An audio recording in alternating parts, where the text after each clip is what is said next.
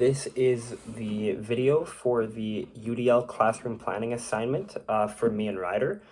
Ryder wrote his portion. I'll be doing mine on video. I'm covering Maya and Mandy. So first off, for Maya, she struggles a lot with social communication, and she has trouble initiating contact and interpreting social cues. And one of the ideas that we came up for with her is that we think one way to kind of just remove that barrier is to allow different ways for projects to be handed in. And we mean this for two ways. One is the main one that helps her is we want them to have the possibility to do group work alone. So let's say there's a group assignment. We want students to have the chance to do it alone if you're like Maya. That way it's easier for you to do the assignment because you don't have to worry about communicating with other people if you think it would just be easier and less work to do it yourself. And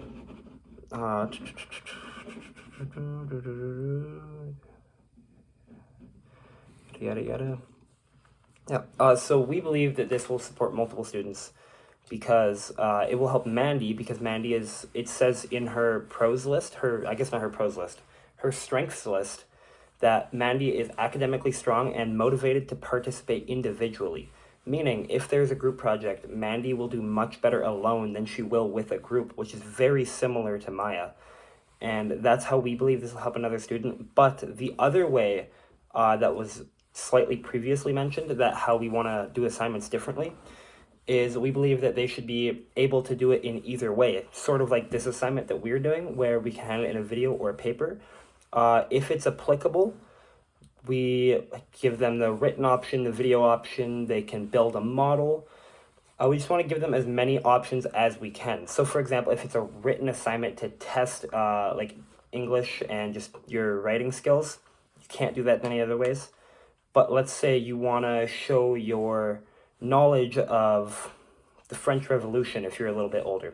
You can build a model and put quotes around the model and have like you could make it like a model of a French building. Or you could do like a little thing of an army. Or you could write a paper about it. Or you could produce a video talking just like this. So that's one of the ways that we believe that helps other students as well. And the classroom, just some guidelines for this is that students need to tell teachers who their group is and in what format they're handing in the assignment, just so the teacher can organize a little. And we said, it doesn't have to be immediately, but at least 1 or 2 days after the assignment is given out. That way a teacher can prepare and know what's coming. And also just keep that in mind for what that class specifically leans to. If one class, that was everyone in the class goes, I think we should do a video, a teacher can take that into account and provide more video options for assignments, or at least tailor assignments more to videos, because they know that that's what students like. And then we believe the teacher will probably get more questions about the assignment. It's, well, what if I do it this way? Or what happens if I do it this way?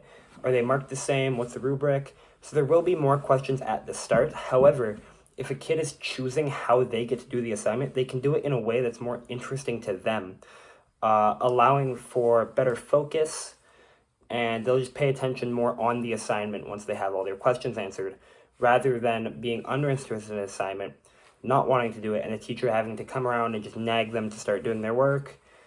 This is a good way to keep them engaged by allowing them a choice. My science teacher in high school personally did this, kind of. So we wouldn't get different ways to do the assignment, we would get different assignments. She would explain one assignment to us and she would explain another one, and they were totally different. And we could vote as a class on which one we wanted to do. And it almost made us feel like we had a choice, and it did make everyone in the class work harder. And it made it was biology. It made our bio classes so much more interesting because it was something that we were more wanting to do. And then for Mandy here, so a couple of Mandy's struggles are she short breaks throughout the day. I'm tired. So one of Mandy's challenges is that she gets fatigued really easy, and it limits her stamina and how much she can do in a day. And one of the ideas that we came up to work with her and a couple of the other students is to just give the class short breaks. Again, this is something that I had in my high school. My social teacher, it was every, I want to say 25 minutes, we had a 3-minute break. Yeah, because our classes were 56 minutes long. Yeah, so it'd be 25 minutes and then a 3-minute break, and we would get out 3 minutes early. And we believe that really helps Mandy because short breaks throughout the day can just help her. If she needs a snack, she can get a snack. If she needs water, she can get water. If she just wants to sit there and chill out for 3-4 minutes, that's totally fine. And not only does it help students with barriers and extra needs, but it helps everyone stay more focused.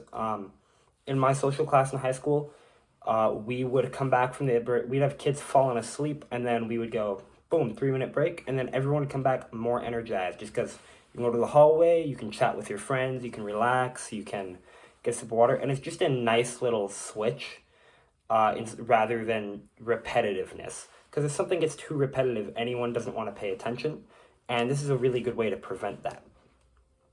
So yeah, just the short breaks to allow her from stamina, but the way that we think it should be done, rather than the way it was done in my high school, where it was timed, we think it should be in between little like content breaks.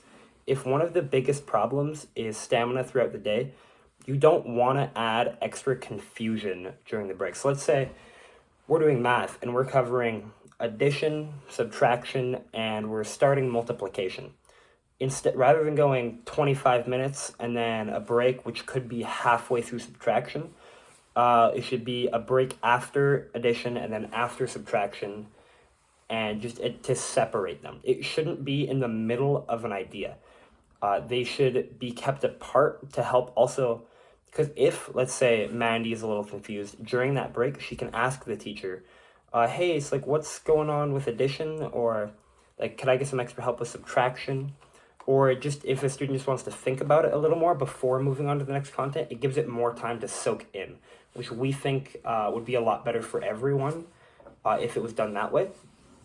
And one of the ways that we connected this to one of our other students is that Liam has a really hard time managing his attention, because I believe Liam has ADHD. I don't have it in front of me here, but I think I remember he does. And he can't sit down for long periods, and he gets really fidgety, and this is exactly the kind of thing that Liam also needs. If Liam can't sit through a lecture, he can sit through shorter chunks, and it'll give him just opportunity to pay attention more in class, because yes, you're losing a little time on those breaks, but the learning will be a better quality for him.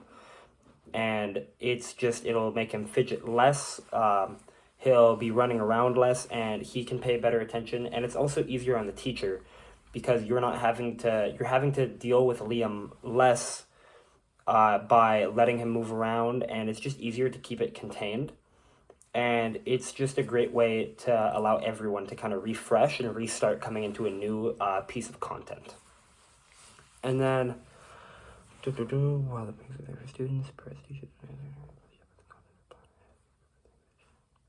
yeah, and one of the ways this benefits the teacher is that in these breaks, it can give a teacher time to just quickly flip through the slides, just remind themselves what's coming up next if they forget, because you sometimes be, oh shoot, what did I put on the next slide?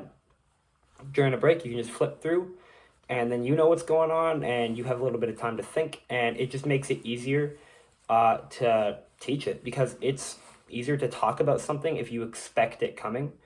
Also, it gives time for a student to ask questions if they're confused.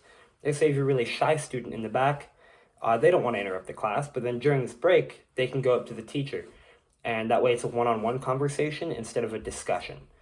And it helps the teacher stay on track, and it helps students a lot. So that's kind of the UDL environment that we built for Mandy and Maya. And yeah, good afternoon.